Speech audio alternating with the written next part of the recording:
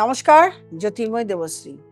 একটা বিশাল বড় ট্রানজিট বকরি মার্গী হতে চলেছে, সেটা শুক্র।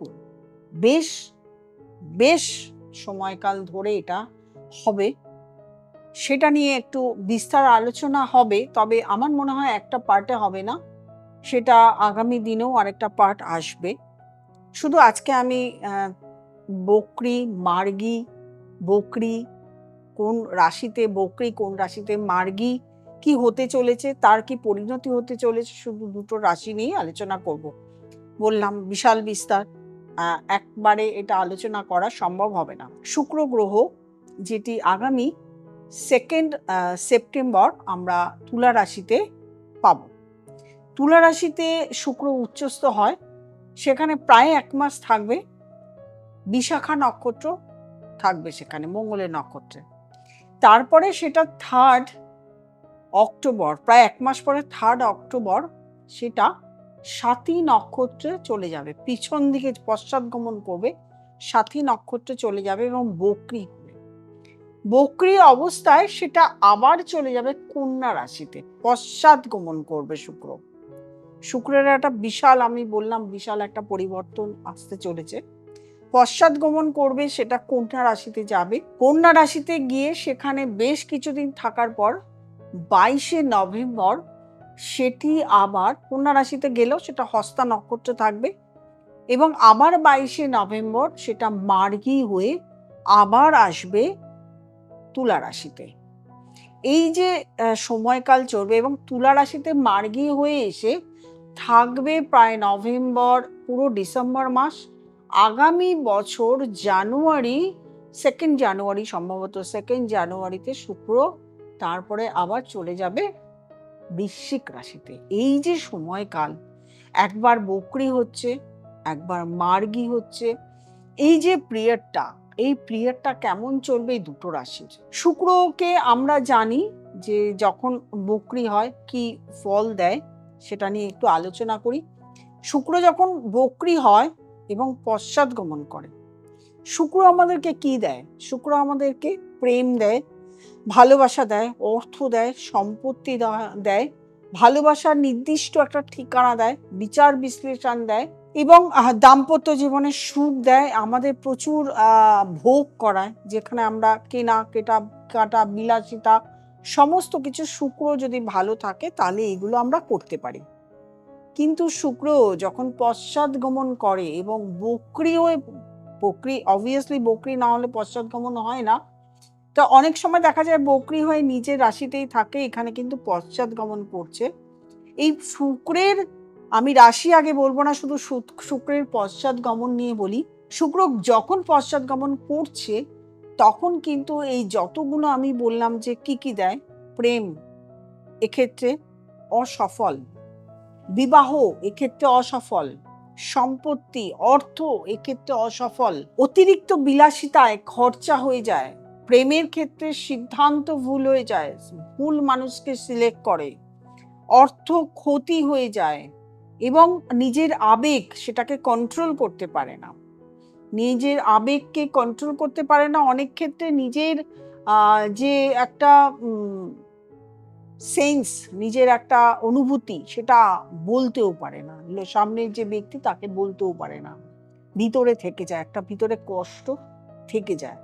এটা হচ্ছে শুক্র যদি পশ্চাৎগমন করে। এবার শুক্র পশ্চাৎগমন করে কোথায় যাচ্ছে? শুক্র পশ্চাৎগমন করে যাচ্ছে কন্যা রাশিতে, যেখানে বকরি অবস্থা থাকবে। কন্যা রাশিতে শুক্র থাকবে নিচস্থ হয়ে, এখানে শুক্র নিচস্থ। নিচস্থর ফলটা কিন্তু খুব একটা ভালো আমরা পাই না। শুক্র যখন নিচস্থ 3 অক্টোবর নিচস্থ হয়ে ওখানে ঢুকবে এবং 22 নভেম্বর অবধি এখানে থাকবে। 22 নভেম্বর মার্গী হয়ে আবার ঢুকবে শুক্র তুলা রাশিতে। এই যে নিচস্থ অবস্থায় থাকবে, তার ফলে কন্যা রাশিতে কি ফল দেখা দেবে? প্রথমত কন্যা রাশির জাতক জাতিকাদের এই সময় দেখা যাবে খুব বেশি বিলাসী হতে ইচ্ছা করবে, খুব বেশি খাবার, খুব বেশি কেনাকাটা, খুব বেশি ঘোরাফেরা, খুব বেশি সমস্ত কিছু ভোগ করা, কোনো জিনিস প্রাপ্তি না পেলে সেটা নিয়ে একটা আক্ষেপ থেকে যাবে, একটা আক্ষেপ তৈরি হবে। এই যে বিলাসিতা, আক্ষেপ, আমি পাচ্ছি না, আমি করতে পারছি না, অথচ কিছু সময় বিলাসিতা করছি, করে ফেলছি, অর্থ ক্ষতি করে ফেলছি, নষ্ট করে ফেলছি, বিলাসিতাতেই খরচা হয়ে যাচ্ছে।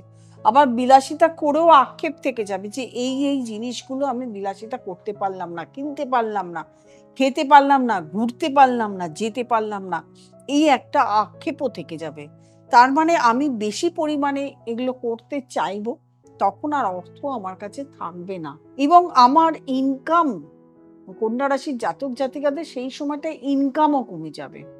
খরচা এত হবে, ইনকামও কমে যাবে, রাস্তা পাবেন না, সোর্স অফ ইনকামের রাস্তা খুঁজে পাবেন না।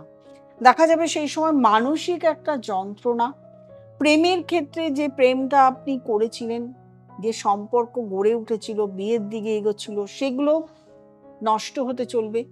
প্রেমের সম্পর্ক সুন্দরভাবে গঠন হচ্ছিল, হতে হতেও সেই সম্পর্ক কেটে যাবে।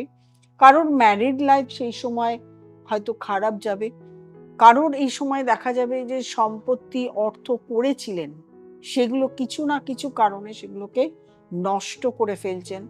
বিভিন্ন সময় সিদ্ধান্তের, আবেগের ভুলের ফলে, আবেগজনিত হয়ে সিদ্ধান্ত নিচ্ছেন, সেগুলো আপনি ভুল করছেন। শুক্র নিচস্থ অবস্থায় খুব একটা ভালো ফল দেয় না কন্যা রাশিতে, সেই সময় খুব একটা বক্রি অবস্থায় থাকবে, আবার নিচস্থ অবস্থায় থাকবে, সেটা কিন্তু খুব একটা ভালো রেজাল্ট আমরা পাচ্ছি না। এরপরে আবার যখন 22শে নভেম্বর শুক্র চলে আসবে, আবারও এই ট্রানজিট নিয়ে আমি আলোচনা করব, সেটা শুনতে থাকুন। আমি কি বললাম, একটা আলোচনাতে এটা কমপ্লিট হবে না। আবারও যখন শুক্র তুলা রাশিতে আসবে, শুক্র সেখানেই উচ্চস্থ, তুলা রাশিতে শুক্র উচ্চস্থ হলে তখন আমরা কিন্তু রেজাল্টটা আরো ভালো পাই, অনেক দিক থেকে ভালো পাই। তুলা রাশির জাতক জাতিকাদের ক্ষেত্রে তখন অনেক সুফল আমরা পাবো। তবে যখন বক্রি অবস্থায় থাকবে, বক্রি অবস্থায় তুলা রাশিতে কিন্তু ততটা সুফল আমরা দেখতে পাই না, যদিও বক্রি অবস্থায় কিছুদিন থাকবে, চলে যাবে কন্যা রাশিতে, মার্গী হয়ে ঢুকবে তুলা রাশিতে। সুতরাং তুলা রাশিতে আমরা শুক্রকে এই সময় পাচ্ছি ভীষণভাবে সেন্সিটিভ, ভীষণ আবেগঘন, ভীষণ। শুক্র দেবে বিলাসিতা, শুক্র দেবে অর্থ, শুক্র দেবে সম্পত্তি, শুক্র দেবে সিলেকশন, একটা ভালো ব্যক্তির সঙ্গে সিলেকশন, ভালো ব্যক্তিকে বিয়ে করার, ভালো একটা প্রেম, ভালোবাসা, একটা অনুভূতি সম্পন্ন মানুষের সঙ্গে পরিচয়, একটা ভালো একটা রিলেশন, যেখানে বিয়ে করে আপনি সুখ শান্তি পাবেন, বিলাসিতা কিছুটা করতে পারবেন। আমার কথা অনুযায়ী বিলাসিতা সবসময় করা ভালো না, কিছুটা সময়, কিছুটা অর্থ আমাদের নিজেদের জন্য, আমাদের ফিউচারের জন্য অবশ্যই সেখানে রাখা প্রয়োজন। শুক্র যখন আপনাকে অর্থ দিচ্ছে, সেই অর্থটাকে আপনি যদি না রাখতে পারেন, তাহলে কিন্তু পরবর্তীকালে আপনি প্রবলেমে পড়বেন। শুক্র আপনাকে রেকটিফাই করে দিচ্ছে। ধরুন আপনি একটা পুরনো সম্পর্ক ছিল, প্রেম ছিল, চলে গেছে, সেই সম্পর্কটা আপনি ভাবতেই পারবেন না, হয়তো সেই সম্পর্কটা আপনি প্রচন্ড গভীরে চলে গেছিল, সেই সম্পর্কটা নেই, আপনি ভীষণ একটা দুঃখে ছিলেন, সেই সম্পর্কটাও কিন্তু ফিরে আসতে পারে। স্বামী স্ত্রীর সম্পর্কের মধ্যে একটা বিচ্ছিরি একটা রিলেশন হয়ে গেছিল, একটা খুব খারাপ রিলেশন, যোগাযোগ, কথাবার্তা সমস্ত বন্ধ, একটা ডিভোর্সের দিকে এগোচ্ছিল, সেক্ষেত্রেও কিন্তু দেখা যাচ্ছে শুক্র কিন্তু আবার আপনাকে দুজনের সম্পর্ক, রিলেশনের মধ্যে একটা বন্ডিং এনে দিল। আপনার অর্থ কিছুতেই রোজগার হচ্ছিল না, অর্থ ইনকামিং, যেটা ইনকামিং বলে, মানে আসছিল না, সেটা কিন্তু আসা শুরু হয়ে যাবে। শুক্র যা যা দেয় আপনাকে, আপনাকে ট্রাভেল দেবে, শুক্র আপনাকে বিলাসিতা দেবে, শুক্র আপনাকে সমস্ত কিছু স্থায়ী সম্পত্তি দেয়, এই সমস্ত কিছু কিন্তু আপনাকে তুলা রাশিতে শুক্র আপনাকে দেবে। মোটামুটি ভাবে এই দুটো রাশির যেহেতু একটা ভজকট, অনেকেরই এটা বুঝতে অসুবিধা হয়, সেই জন্য আমি শুধু কন্যা রাশি আর তুলা রাশি নিয়েই বললাম। প্রত্যেকটা রাশিরই এই যে বক্রি অবস্থা, এটা বিশাল একটা রেজাল্ট রয়েছে, কারণ এটা বহু দিন ধরে চলবে, অনেক দিন ধরে। 3 অক্টোবর থেকে 22শে নভেম্বর বক্রি অবস্থায় রয়েছে কন্যা রাশিতে, বুঝতে পারছেন রেজাল্টটা কিন্তু বেশ কিছু দিনের। আবার মার্গী হয়ে 22শে নভেম্বর থেকে চলে যাবে একদম 2nd জানুয়ারি 2027 অব্দি। এটাও কিন্তু একটা বিশাল স্প্যান।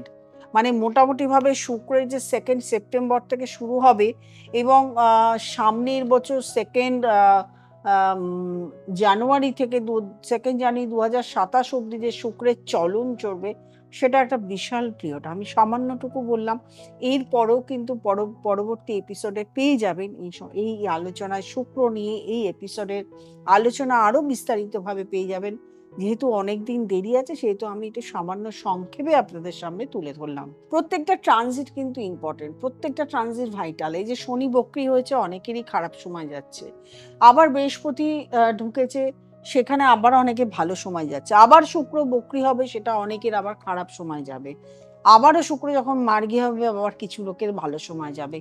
এই যে ট্রানজিটগুলো, এই ট্রানজিটগুলো যাতে ভালো যায়, ভালো সময় যাতে খারাপ না হয়, সেই জন্য কি হয়, আমাদেরকে একজন ভালো অ্যাস্ট্রোলজারের সঙ্গে যোগাযোগ করতে হয়। যদি আপনার মনে হয় যে আমাকে ভালো লাগে, অবশ্যই আপনি নিচের নাম্বারে ফোন করে বুকিং করে চেম্বারে চলে আসতে পারবেন, অথবা অনলাইন কনসালটেশন করে নিতে পারেন। আর যারা নতুন প্রোগ্রাম দেখছেন, তারা অবশ্যই সাবস্ক্রাইব করবেন, লাইক করবেন, কমেন্ট করবেন, শেয়ার করবেন এবং নোটিফিকেশন অল বেলটি প্রেস করতে ভুলবেন না। প্রত্যেকে ভালো থাকবেন, আনন্দ থাকবেন। নমস্কার।